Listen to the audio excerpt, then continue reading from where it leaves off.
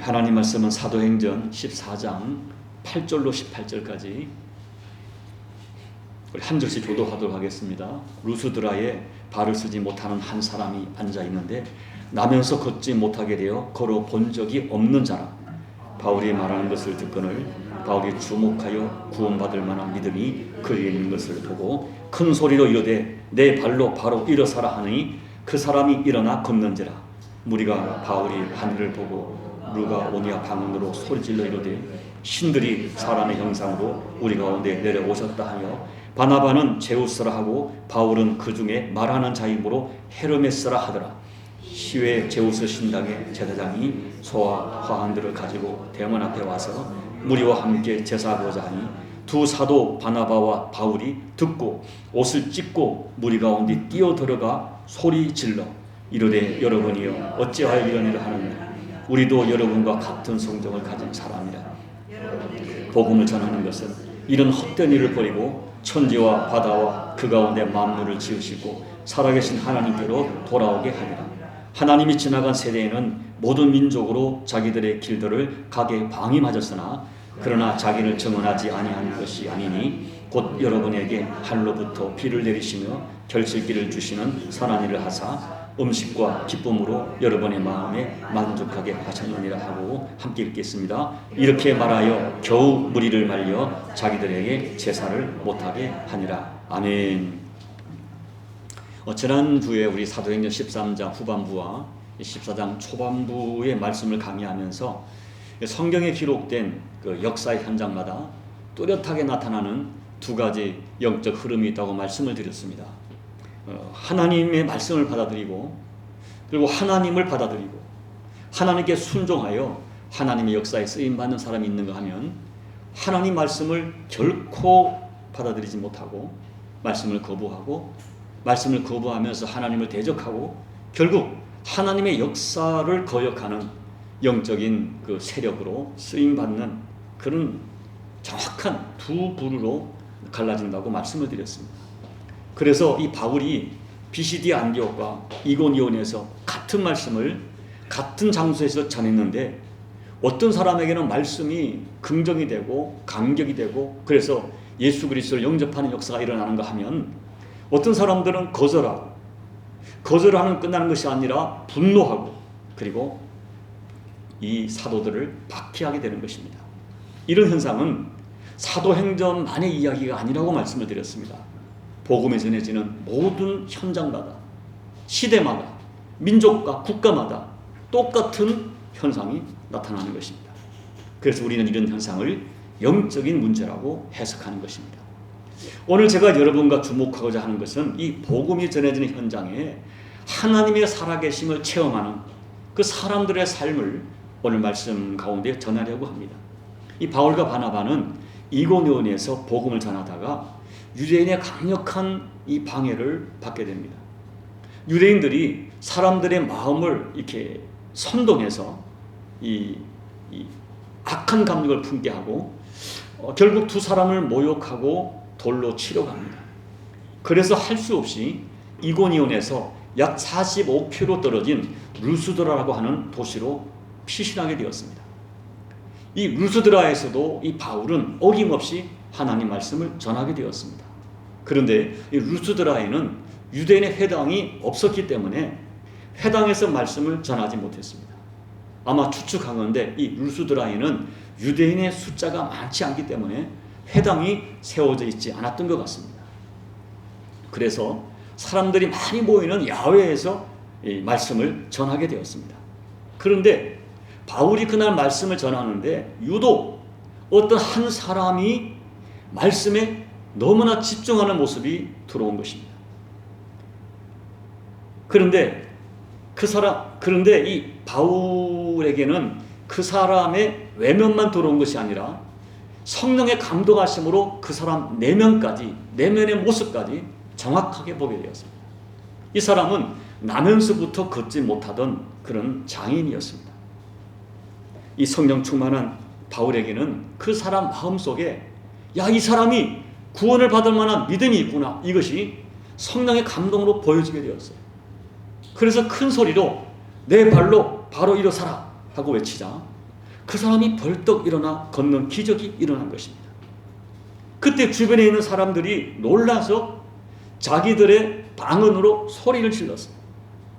그리고 말하기를 하늘의 신들이 사람의 형상을 입고 내려왔다고 소동을 하면서 바울과 바나바를 신으로 모시는 제사를 드리려고 하는 것입니다. 그러자 이번에는 이 바울과 바나바가 옷을 찢으며 소리를 질렀어요. 우리도 여러분과 똑같은 성경을 가진 사람이다. 우리는 바로 이와 같이 너희들이 하고 있는 이와 같은 헛된 일을 버리고 천지와 바다와 그 가운데 만물을 지으시고 살아계신 하나님께로 돌아오려고 오늘 말씀을 전하는 것이라고 하면서 자기들을 신으로 제사하는 사람들을 적극적으로 말리게 됩니다.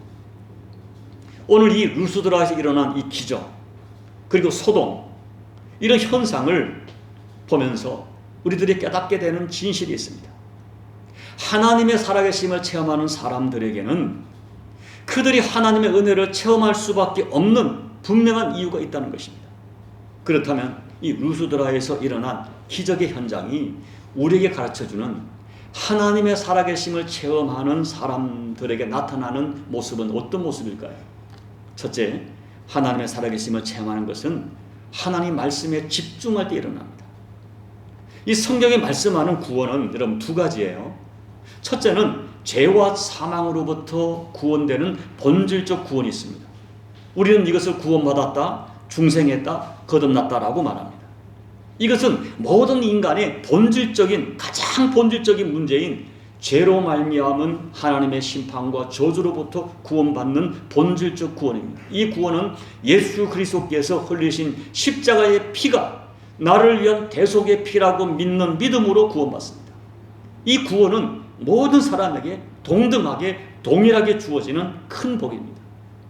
둘째는 생활 구원입니다. 이것은 살아계신 하나님을 믿는 믿음이 우리 삶의 모든 육신의 문제를 해결하는 그런 것으로 나타나는 것이죠. 아이를 갖지 못하던 한나가 하나님 앞에 간절히 기도함으로 그가 아이를 갖는 은혜를 잊게 됩니다. 죽을 병에 걸렸던 히스기야가 통곡하며 기도함으로 15년 생명을 연장받습니다. 예수님께서는 각종 질병으로 고통하는 사람들을 무수히 고쳐주셨습니다. 하나님의 은혜로 도무지 이겨낼 수 없는 어떤 중독으로부터 해방되는 것입니다. 무너진 사업이 일어나는 것입니다. 그리고 오늘 본문에 이 환자 장애인처럼 평생을 걷지 못했던 이 사람이 하나님의 능력으로 일어나 걷게 되는 것입니다. 성경에는 이와 같은 생활 구원, 삶의 구원이 무수히 소개되고 있습니다. 그런데 주님을 만나 영혼의 문제, 또 육신의 문제, 본질적 구원, 생활의 구원, 어떤 구원일 것이든 이 문제를 해결받는 모든 사람에게 나타나는 공통점이 있습니다. 그것이 뭐냐면 그들의 심령 속에 구원을 받을 만한 믿음이 있다는 것입니다. 여러분 성경을 보시면 예수님께서 어떤 병든 인생을 치료하실 때마다 너의 믿음이 너를 구원했다라고 선포하셨어요. 그런데 이 구원받을 믿음이 언제 어디서 어떻게 생겨나는 것입니까? 바로 하나님 말씀을 듣다가 믿음이 생겨납니다. 그날 기적을 체험한 이 장애인은 바울이 전하는 말씀을 듣고 있었습니다. 아마 그날도 바울은 다른 지역에서와 동일하게 예수님에 대한 복음을 전했을 것입니다. 예수님은 구약에서부터 예언된 메시아이십니다. 그런데 그분이 인간의 몸으로 오셔서 우리들의 죄를 대신하여 십자가에 못 박혀 죽으셨습니다. 그런데 그분은 십자가에 죽으시니 3일 만에 부활하셔서 자신이 생명의 주관자이신 하나님이시요 구세주이신 것을 증언하셨습니다. 그러므로 누구든지 이 예수님을 구세주와 주님으로 영접하면 구원받습니다. 아마 이런 내용의 설교를 하셨을 거예요. 그런데 이 말씀이 너무나 이 사람에게는 강력하게 들려지는 것입니다. 그래서 이 사람도 자기도 모르게 말씀에 집중하여 주목했어요. 그 모습이 바울의 눈에 들어왔어요. 겉모습만 눈에 들어온 것이 아니라 그 사람의 심령 속에 예수님을 믿는 믿음이 생긴 것을 성령께서 바울에게 알게 하신 것입니다. 결국 이 장애인은 말씀을 듣다가 구원받았어요. 로마서 10장에서 분명히 증언하기를 믿음은 하나님 말씀을 들음으로 옵니다. 하나님 말씀은 살아있습니다. 하나님 말씀은 지식이 아니라 생명입니다. 그렇기 때문에 이 말씀대로 되어지는 능력이 있어요. 여러분, 말씀이 여러분에게 귀로 들리는 것이 아니라 가슴으로 들어오면 사람이 변합니다. 영혼이 변합니다. 육신이 변합니다. 성격이 변합니다. 환경이 변합니다. 그런데 우리가 생각할 것이 있죠. 그날 그 자리에 바울이 전하는 하나님 말씀을 많은 사람이 동시에 들었습니다. 그런데 오직 한 사람에게만 치료의 은혜가 임했습니다. 왜 그럴까요? 이 사람은 말씀을 대하는 자세가 달랐어요. 말씀이 이 사람에게 믿음이 되고 능력이 되고 체험이 되는 이유가 분명히 있었습니다. 그러면 이 사람은 어떻게 말씀을 대했을까요? 첫째는 말씀을 주목하여 들었어요. 이 9절 말씀에 듣거늘이라는 이 단어가, 헬라어 단어가 아쿠오인데, 이 단어는 그냥 듣는 것이 아니라 집중하여 주목하여 듣고 있다는 용어입니다. 바울이 이 사람을 주목한 것은 그 사람이 먼저 바울을, 그 말씀을 집중하여 주목하여 듣는 것이 바울에게 느껴지고 보여졌기 때문입니다. 여러분, 우리는 하나님 말씀이 살아있다고 믿습니다. 말씀은 분명히 살아있습니다. 그래서 여러분, 이 말씀이 사람을 분별합니다. 말씀은 아무에게나 역사하지 않습니다. 말씀이 살아있기 때문에 살아있는 이 말씀은, 이 말씀을 하나님 말씀으로 진지하게 주목하는 사람에게 말씀이 살아서 역사합니다. 여러분, 우리가 말씀을 어떤 자세로 대하느냐가 중요해요. 당시 상황을 보면 바울은 도망자입니다. 외지인입니다. 아마 겉모습이 초라했을 것입니다. 그래서 겉모습만 보고 평가절하하면 무시할 수 있는 그런 사람입니다. 그런데 이 장애인은 바울이 전하는 말씀을 진지하게 들었어요. 말씀을 접할 때 사람의 말이 아닌 하나님 말씀으로 들었어요. 그때 말씀이 역사하는 것입니다. 여러분, 참믿음의 사람은 하나님의 말씀을 함부로 받지 않습니다. 진지하게 받습니다. 주목하여 받습니다. 그때 하나님의 살아계심이 그 사람에게 체험되는 것입니다. 둘째는 내게 주시는 말씀으로 받아야 합니다. 한 사람에게 말씀이 강력하게 역사할 때 일어나는 현상이 있어요. 이상하게 그 말씀이 나에게 주는 말씀으로 들려지는 거예요. 어떤 사람은 기분 나쁘다고 하는 사람이 있어요. 어떻게 목사가 내 삶을 알고 저렇게 말할까? 누군가가 얘기한 것이다. 누가 얘기했을까? 내가 저 얘기를 그 김 집사에게만 얘기했는데 김 집사한테 불쾌한 감정을 갖는 거예요. 그러면 말씀이 역사하지 않습니다. 이상하게 여러분, 말씀이 역사할 때 일어나는 현상은 그 말씀이 많은 사람이 있는데 유독 나에게 주는 개인적인 말씀으로 들려지는 거예요. 여러분, 솔직히 우리가 이 성경을 읽거나 설교를 듣거나 구역 공과를 나눌 때 성경 말씀을 우리가 하나님의 말씀이라고 믿고는 있지만 정말 이 말씀이 지금 나에게 직접 주시는 말씀으로 뜨겁게 받아지지는 않습니다. 어떤 경우는 이것은 지나간 역사 속에, 이스라엘 역사 속에 이스라엘 백성에게 주신 말씀이요, 그들에게 주신 말씀을 통하여 나를 간접적으로 교훈하신다고 생각합니다. 그런데 여러분, 신명기 5장을 보면 이제 가나안 입성을 앞두고 모세가 이스라엘 백성들에게 설교하는 설교가 기록되어 있습니다. 그때는 이 모세가 설교할 때 그 시간적으로 보면 시내산에서 처음 말씀을 받을 때보다도 40년이 지난 시간입니다. 그때 시내산에서 말씀을 받았던 조상들은 모세와 여호수아와 갈렙을 제외하고 다 죽었습니다. 그런데 모세는 그때 40년 전에 그 말씀이 옛날 조상들에게 준 말씀이 아니라 오늘 여기 살아있는 너희와 너희에게 세운 것이라고 강조하고 재해석합니다. 신명기 5장 3절 말씀을 우리 함께 읽어보겠습니다. 시작. 이 언약은 우리 조상들과 세우신 것이 아니요 오늘 여기 살아있는 우리 곧 우리와 세우신 것이라. 모세의 강조점은 이거예요. 첫째, 말씀의 시제가 오늘입니다. 모세는 이 말씀의 시점을 과거 40년 전이 아니라 오늘이라고 시제를 강조해요. 둘째, 말씀의 장소가 여기입니다. 40년 전 십계명이 주어진 장소는 시내산이 호렙산인데 그 호렙산이 아니라 지금 너희가 머물고 있는 이 요단 동편 모압 땅 여기에서 지금 하나님이 말씀하셨다라고 해석합니다. 셋째, 말씀의 대상이 오늘 살아있는 우리입니다.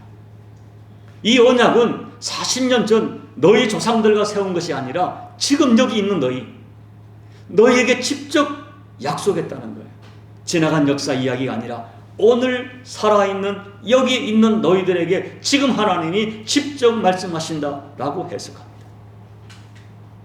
모세가 강조하는 이 영적인 관점은 우리에게 그대로 적용돼요. 하나님 말씀을 듣고 보고 배우는 우리들에게 이 성경은 수천 년 전 유대인들에게 주어진 이스라엘 역사, 이스라엘 유대인들의 교훈이 아닙니다. 바로 오늘 여기 지금 내게 직접 주시는 말씀으로 받아야 됩니다. 그때 그 말씀이 내게 살아 역사해요. 셋째, 말씀에 구체적으로 순종할 때 구원의 역사가 일어납니다. 바울이 일어나라 하는 말은 사실 이 장애인에게 이성적으로 순종할 수 없는 말씀이에요. 지금까지 한 번도 걸어보지 못했습니다. 자기가 알고 있습니다. 내 이 병은 현대 당시 의학으로 고칠 수 없는 병입니다. 그러나 말씀이 들려지자 인간의 이성으로 계산하고 자신의 경험으로 제한하지 않았습니다. 그래서 순종하여 일어나려고 했습니다. 그때 진짜 기적이 일어났습니다. 말씀은 살아있는 능력이지만 오직 믿고 순종하는 사람에게 말씀이 역사합니다. 여러분 혹시 우리의 상황이 오늘 본문의 이 장애인처럼 일어설 힘조차 없어서 주저앉아 있는 상황이 올 수가 있어요. 살다 보면 사업에 실패할 수 있습니다. 우리 공부하는 학생들이 원하는 입시에 실패할 수 있습니다. 직장에서 실직을 당할 수 있습니다. 건강하던 사람이 질병으로 어려움을 당할 수 있습니다. 믿었던 사람과의 인간관계에서 상처받고 주저앉을 수 있습니다. 그때 우리가 일어날 수 있는 힘이 무엇입니까? 하나님 말씀이에요. 말씀밖에 없어요. 이상하게 이 하나님 말씀은 우리가 평안할 때는 잘 들리지 않다가 고난 속에 이 말씀이 얼마나 내 심령 골수를 찔러 쪼개는 능력으로 들려지는지 모릅니다. 그때 그 말씀을 붙들고 일어나는 것입니다. 그 말씀에 순종하는 것입니다. 이해가 되지 않아도 해석이 되지 않아도 말씀대로 될 걸 믿고 일어날 때 말씀의 능력을 체험할 수 있습니다. 히브리서 4장 12절 말씀 같이 읽어볼까요? 시작. 하나님의 말씀은 살아있고 활력이 있어 좌우의 날선 어떤 것보다도 예리하여 혼과 영과 및 관절과 골수를 찔러 쪼개기까지 하며 또 마음의 생각과 뜻을 판단하나니. 요한복음 5장 25절 시작. 진실로 진실로 너희에게 이르노니 죽은 자들이 하나님의 아들의 음성을 들을 때가 오나니 곧 이때라. 듣는 자는 살아나리라. 말씀을 들으면 살아납니다. 말씀은 영육간의 병든 우리 인생을 치유합니다. 그러므로 말씀을 들을 때 여러분 말씀을 집중하여 들으십시오. 그런데 어느 날 평상시 늘 듣던 말씀인데 여러분에게 특별하게 감동으로 들려지는 날이 있어요. 여러분 이것을 아셔야 돼요. 하나님 말씀이 특별하게 내게 들려지는 날이 우리에게 많지 않습니다. 그런데 하나님 말씀이 내게 특별하게 들려질 때는 하나님께서 나를 특별한 은혜로 이끌어 가시는 징조입니다. 그때 여러분들이 그 말씀이 너무나 나를 또렷하게 감동하실 때 이성적으로 상황적으로 순종하기 어려울 수가 있어요. 그때 여러분들이 이것이 주님이 내게 주는 말씀으로 받고 그 말씀에 순종하면 하나님의 살아계심을 체험할 뿐 아니라 그때 체험이 나를 평생 이끌어가는 능력이 되고 생명이 됩니다. 말씀은 분명히 살아있는 능력이지만 오직 믿음으로 순종하는 사람에게 역사하는 능력입니다. 저는 여러분들에게 먼저 말씀이 믿음으로 들려지는 은혜가 있기를 소망합니다. 그리고 그 말씀이 들려질 때 이해가 되지 않아도 유익이 없어도 그 말씀에 순종하는 그런 믿음이 여러분에게 있기를 소망하고 바울이 장인에게 목격했던 구원받을 만한 믿음이 여러분 내면에 있어서 그 믿음 때문에 하나님의 살아계심을 체험하는 은혜가 꼭 허락되기를 예수님 이름으로 축복합니다. 두 번째, 하나님의 살아계심을 체험하는 사람들은 자기 우상화를 극복한 사람들입니다. 태어나면서 한 번도 걷지 못하던 이 장애인이 일어나자 루스드라 사람들은 충격을 받았어요. 그리고 그들의 방언으로 소리를 지르면서 이 사람들을, 바울과 바나바를 신으로 섬기려 합니다. 그러다 이번에는 바울과 바나바가 충격을 받아요. 깜짝 놀랐어요. 그래서 바울과 바나바가 소리를 지르면서 옷을 찢고 만류합니다. 여기에 참 신앙인이 걸어야 될 자기 우상화 극복의 교훈이 있어요. 당시 루스드라 지방에는 신화가 있었습니다. 옛날에 제우스 신과 헤르메스 신이 루스드라를 방문했는데 사람들이 알아보지 못해서 냉대했습니다.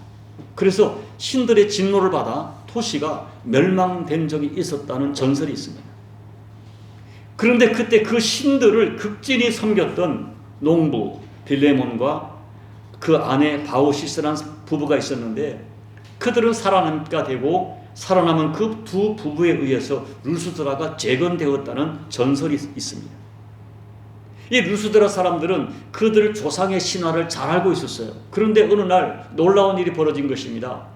외지에서 온 두 사람의 외지인이 마을을 방문했는데 말씀을 전하다가 태어나면서 한 번도 걸어보지 못한 장애인을 일어서게 하고 걷게 한 것입니다. 그 순간 사람들은 자기 조상들의 신화 속에 제우스와 헤르메스가 도시를 방문한 것으로 확신하고 바나바는 제우스로, 바울은 헤르메스 신으로 섬기려고 제사를 드리려고 소를 가져오고 꽃을 가져와서 제사를 드리려고 한 것입니다. 바로 그때 바울과 바나바가 옷을 찢으면서 소리를 지릅니다. 유대인들에게 옷을 찢는 행위는 신성 모독에 대한 가장 강력하게 저항하는 행위가 바로 옷을 찢는 행위예요. 바울과 바나바는 자기들을 신으로 섬기려는 루스드라 사람들의 행동에 대하여 가장 강력한 자기 부정의 감정을 행동화한 것입니다. 여러분 생각해 보십시오. 여러분이 옷을 찢을 정도로 속상한 적이 있어 보셨습니까? 너무 속이 상해서 막 옷을 찢어본 적이, 또 막 소리를 크게 지르면서 막 항의해 본 적이 있으십니까? 있었다면 언제, 어떤 상황에서 그랬을까요? 사람들은 보통 자기 존재가 심하게 무시당할 때, 너무 억울하고 너무나 원통해서 소리를 지르고 악을 쓰고, 또 어떤 사람은 진짜 옷을 찢겠죠. 집어 던지고 난리를 치겠죠. 그러면 바나바와 바울이 그렇게 억울한 일을 당했습니까? 원통한 일을 당했습니까? 아닙니다. 오히려 사람들이 자기를 환호하고 신으로 떠받들려고 하는 이런 상황에서 옷을 찢고 소리를 지른 거예요. 우리는 이와 같은 대접을 절대 받아서는 안 되는 사람이라고 소리를 지른 것입니다. 우리는 그런 사람이 아니라는 것입니다. 저는 이 바울과 바나바의 모습이 얼마나 저를 부끄럽게 했는지 몰라요. 저는 그러지 못했거든요. 어떤 목사님이 이 장면을 보면서 자기라면 어떻게 했을까 생각해 봤답니다. 굳이 옷까지 찢을 필요가 있을까? 그냥 사람들에게 왜들 이러세요? 나는 여러분이 생각하는 그런 신이 아닙니다. 모든 것은 예수님이 하신 것입니다. 자, 우리 예수님께 영광의 박수를 올려드립시다. 이렇게 점잖게 분위기를 만들어 가면 되는 것이지, 굳이 막 소리를 지르고 옷까지 찢으면서 야단칠 것이 무엇인가 이런 생각이 들었답니다. 그런데 바울은 알았어요. 자기 우상화가 얼마나 무서운 범죄인지. 바울은 자신이 주님처럼 대접받는 것이 두려울 정도로 도무지 받아들일 수 없는 그런 것이었어요. 태초로부터 자기 우상화가 얼마나 무서운 결과를 가져오는지를 알았습니다. 그것이 바울의 영성이었어요. 그런 영성이 있었기 때문에 하나님은 바울을 귀하게 사용하셨을 것입니다. 여러분, 만약에 우리 교회에서 제가 목회하는 현장에 아니 제가 어떤 사람을 안수해서 걷지 못하는 사람 일어났다면 야 난리가 났을 거예요. 사람들이 저에게 환호하고 난리가 났을 것입니다. 아마 한국에서도 사람들이 올 거예요. 병 고침 받으려고. 그때 제가 과연 바울처럼 옷을 찢고 소리를 칠 수 있었을까요? 솔직히 저는 두렵습니다. 저는 분명히 입술로는 아닙니다. 제가 한 것이 아닙니다. 모든 것 주님이 하셨습니다라고 말은 할 것입니다. 그리고 그것이 저의 진심일 것입니다. 그러나 제가 인정받고 대접받는 것, 옷을 찢었고 막 소리를 지르면서 거절하지 못할 것 같았습니다. 왜냐하면 저도 저를 인정하고 대접하는 사람들에게 호감이 가는 것이 사실이고 저를 무시한다고 생각하는 사람에게 소리를 지르고 싶을 때가 있는 것을 부인할 수 없기 때문입니다. 여러분, 모든 인간에게는 자기 우상화의 본능이 있습니다. 사단은 끊임없이 인간이 이 본능을 자극해서 피조물인 인간을 자기 위치에서 떠나게 합니다. 그것이 아담과 하와가 범죄한 원죄의 핵심이에요. 네가 네 인생의 주인이다. 너가 왜 하나님을, 너도 이 선악과를 먹으면 하나님처럼 될 수 있다. 여러분, 오늘 이 땅에 만연하는 모든 개인주의, 모든 갈등, 분열, 비판, 정죄, 이것은 자기 우상화가 극복되지 못한 결과로서 나타나는 열매들입니다. 우리 신앙의 가장 무서운 적은 자기 실체를 착각하는 것입니다. 선악과는 피조물이 조물주가 되려는 자기 우상화의 상징입니다. 창세기 16장을 보면 하갈이라는 여인이 있었어요. 이 여인은 원래 아브라함의 부인이었던 사레의 여종이었습니다. 근데 사레가 임신이 안 되니까 아기가 이제 뭐 백세가 90이 가까우니 아기가 못 가지니까 이 여종을 통해서 아이를 낳으려고 남편에게 이야기를 했어요. 그래서 아이를 낳지 못하던 그 여주인 대신에 아브라함의 아이를 임신하고 낳게 됩니다. 그런데 이 사레가 아브라함의 아이를 임신하자 착각을 했어요. 자기 신분을 착각을 했어요. 그래서 거만하게 되고 자기의 여주인이었던 사레를 아주 무시하고 무례하게 굴었습니다. 그래서 결국 광야로 쫓겨나고 말았어요. 광야에서 죽을 것 같은 고통을 겪고 있는 하갈에게 하나님이 찾아오셨습니다. 그리고 그녀가 살아날 수 있는 처방을 주셨어요. 하갈아, 너의 여주인에게 돌아가서 그 수하에 복종하라. 이 한마디에 이 말씀의 의미는 하갈아, 원래 너의 신분으로 너가 있어야 할 자리로 돌아가라. 이것이 너가 살 길이다 말씀하신 거예요. 여러분, 자기 우상화는 우리 신앙의 가장 본질적인 적입니다. 그래서 이 바울과 바나바는 자기 옷을 찢고 소리를 질러서 자기 우상화를 막았습니다. 그리고 루스드라 사람들에게 우리도 너희와 똑같은 성정을 가진, 우리도 너희와 똑같은 죄인이라고 고백합니다. 여러분, 우리도 오늘 이 바울처럼 바나바처럼 옷을 찢고 소리를 지르는 그 심정으로 자기 우상화 경계하고 극복해야 돼요. 내가 뭐 된 것처럼, 내가 된 것처럼. 옛날에 어쨌든 뭐 특별한 경우지만 제가 안수를 하면 그냥 막 쓰러지는 사람이 있었어요. 항상. 그래서 제가 어느 날 그분을 불렀어요. 쓰러지지 말라. 그분이 자꾸 제가 안수해달라 그래서 제가 쓰러지면 안수하지 않겠다. 나에게 약속을 해라. 어떤 경우도 쓰러지지 않겠다고. 목사님이 너무 영성이 강해서 그래요. 제가 그 말이 너무 참 우습게 들리는 거예요. 집사님, 그러면 안 돼. 제가 잘 달래. 성경을 봐. 그런 것도 없어. 여러분, 자기 우상화가 얼마나 무서운지 몰라요. 목사들이, 평신도들이, 특히 은혜 많이 받은 사람들이 자기 우상화에 빠집니다. 나의 나된 것, 하나님의 은혜가 아니라 나에게서 근거를 자꾸 찾아요. 그래서 자기 우상화에 빠지면 그때부터 하나님께로부터 오는 모든 은혜의 통로가 막힙니다. 그날 바울과 바나바가 루스드라 사람들의 환호를 받아들였다면, 그들의 그 소리를 받아들였다면 그때 바울의 사역은 거기서 끝났을 거예요. 여러분, 참된 신앙인은 자기 우상화에 속지 않는 것입니다. 그리고 여러분, 성경을 보십시오. 이 사람들의 환호와 평판이 아무것도 아니라는 것이, 사람은 하루아침에 바뀝니다. 여러분, 오늘 읽은 본문 바로 다음 구절로 가면 루스드라에서 그때 바울을 막 신처럼 떠벌떠려고 했던 사람들이 유대인들의 사주를 받고 이제는 갑자기 돌변해서 바울에게 돌을 던집니다. 바울이 돌에 맞고 완전히 기절하고 쓰러져 버렸어요. 사람들이 바울이 죽었다고 생각하고 그 바울을 질질 끌어서 시외로 끌어내버렸습니다. 이것이 사람들의 마음이에요. 어느 날 막 신으로 환호하다가 내일은 돌로 치는 사람이 되는 것, 이것이 인간입니다. 그러므로 우리에게 중요한 것은 사람들이 나에게 몰려오느냐, 사람들이 나에게 환호하느냐, 사람들이 나를 떠나느냐, 이것이 아니에요. 우리에게 중요한 것은 하나님이세요.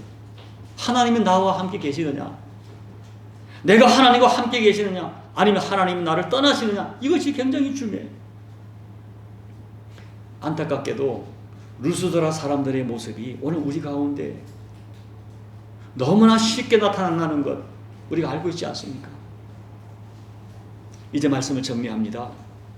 저는 여러분들의 신앙생활 여정이 하나님의 살아계심을 체험하는 간증이 있는 그런 여정이 되었으면 좋겠어요. 그리고 말씀만이 여러분을 살리도록 하나님이 우리에게 주신 소중한 은혜의 통로임을 확신하면서 정말 말씀에 주목하고 집중하셔야 돼요. 하나님이 우리들에게 주신 은혜의 가장 중요한 통로가 말씀입니다. 그리고 여러분, 어느 날 말씀이 여러분에게 너무나 분명하게 나에게 주시는 말씀으로 나를 강력하게 감동하실 때가 있다면, 그때 여러분, 그 말씀이 이해가 되지 않고 유익이 없고 상황적으로 허락되지 않아도 용기를 내서 순종하셔야 됩니다. 그때 여러분이 그 말씀에 담긴 생명과 능력을 체험할 것입니다. 그리고 여러분, 평생 자기 우상화와의 미혹과 싸워야 돼요. 여러분이 가진 작은 것을 가지고 우쭐대서는 안 됩니다. 또 그 작은 것을 가지고 사람을 무시하면 안 됩니다. 가정에서 남편을 무시하지 마시고 아내를 무시하지 마십시오. 자녀들에게 소리 지르지 마십시오.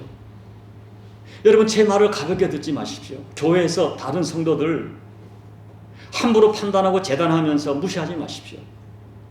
특별히 목회자를 함부로 대하지 마십시오. 이것은 제가 목회자이기 때문에 제 편견이 아닙니다. 여러분, 제발 성경을 보십시오. 성경을 보십시오. 자기 우상화가 극복되지 않으면 하나님의 살아계심을 체험하지 못합니다. 저는 엎드려 기도할 것입니다. 사랑하는 교우 여러분 모두의 심령 속에 바울이 발견했던 구원을 얻을 만한 믿음이 분명히 살아있기를 기도할 것이고, 여러분에게 말씀이 들려지는 은혜가 있기를 기도할 것이고, 그래서 여러분들이 영육간에 하나님의 살아계심을 체험하는 우리 모두가 되시기를 예수님 이름으로 축복하며 기도합니다. 아멘. 우리 함께 잠깐 기도할 때에 오늘 말씀을 들으면서, 하나님, 제가 하나님의 말씀을 주목하는 믿음을 주십시오. 늘 말씀을 새롭게 대하게 하시고, 너무 익숙한 말씀, 수없이 들었던 말씀이기 때문에 말씀을 흘려듣고 관념으로 듣고 그럴 때가 참 많잖아요. 하나님, 늘 새로운 말씀을 듣게 하시고, 그리고 하나님, 내 영을 감동하사 내게 꼭 필요한 말씀이 있으면 나를 찔러 쪼개는 능력으로 히브리서 10장에 있는 말씀이 내게 실제하는 말씀이 될 수 있도록 내게 역사해 달라고 여러분 간절히 기도하십시오. 그리고 하나님, 내가 어떤 경우도 자기 우상에 빠지지 않도록, 내게 주어진 작은 것 때문에 자기 우상에 빠지는 어리석은 자가 되지 않도록 오늘 말씀을 묵상하면서 우리 함께 이 시간 성령이 주시는 감동을 따라 함께 조용히 통성으로 기도하며 나가시겠습니다. 아버지 하나님, 고맙고 감사합니다. 오늘 저희가 이 말씀을 통하여 이 장 루스드라에서 기적의 현장에서 어떤 사람이 기적을 경험하는가 저희가 생각했고, 어떤 사람이 하나님이 쓰신 사람인가를 묵상하게 되었습니다. 하나님, 저희가 하나님 말씀에 주목하는 믿음이 평생 식어지지 않게 도와주십시오.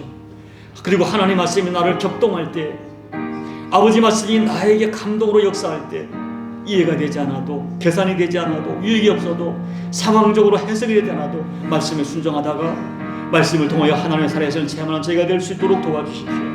아버지, 우리가 이룬 작은 것 때문에, 내가 받은 은혜 때문에, 은사 때문에 우리가 오해하고 착각하여서 아버지 자기 우상화에 빠지지 않도록 도와주십시오. 내가 어떤 사람인가, 아버지 은혜가 없이는 살 수 없는 죄인 된다는 실체를 깨닫고 진리의 길을 걸어가는 저희가 될 수 있도록 도와주십시오. 하나님 아버지, 루스드라의 기적의 현장에서 어떤 사람이 하나님의 기적을 체험했는가, 또 어떤 사람이 하나님이 쓰시는 사람인가를 말씀을 통하여 교훈받게 하시니 감사합니다.